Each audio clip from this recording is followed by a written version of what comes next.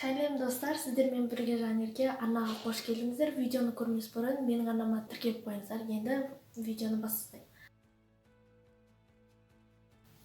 Бүгін сіздермен тағы да кітап кеңес бергім келеді. Бұл кітаптың аты «Кто заплачет, когда ты умрешь» деп аталады. Және авторы Робин Шарма. Мүмкін көбілеріңіз білесіздер.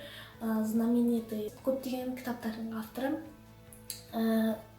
Бұл кітап жалпы өзінің ұсқыны мынадай. Сіздерге бастапқыда бұл қалың әрі көп секілді көрінуі мүмкін, бірақ қарапайым советтерден және өте қызықты ұлы адамдардың сөздерімен жазылған кеңес беріледі.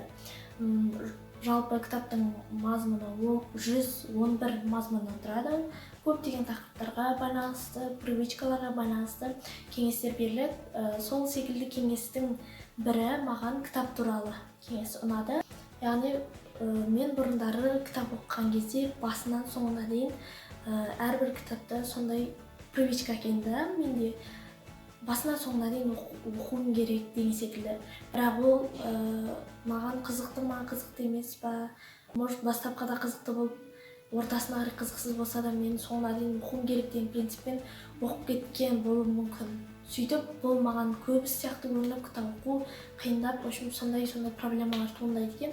Бірақ осы кеңесті, осы кітаптан оқыған бетте мен түсіндім, әрбір кітапты, жалпы әрбір нәрсені сортировкамен қарау керек.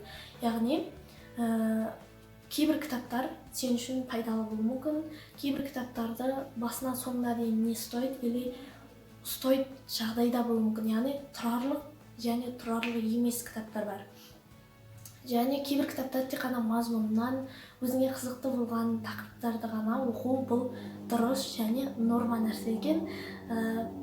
Осы кітапты оқу арқылы бұл нәрсені мен білдім және пайдалы болды. Сол себепті сіздерге де пайдалы болады, сіздердің де көңілдеріңізден шығады деген ниетте сіздермен бөлісіп отырмын. Және бұл кітап мен орысшасын оқыдым. Яғни кейбір кітаптарын білесіздер онлайн және аудио нұсқасы да болады.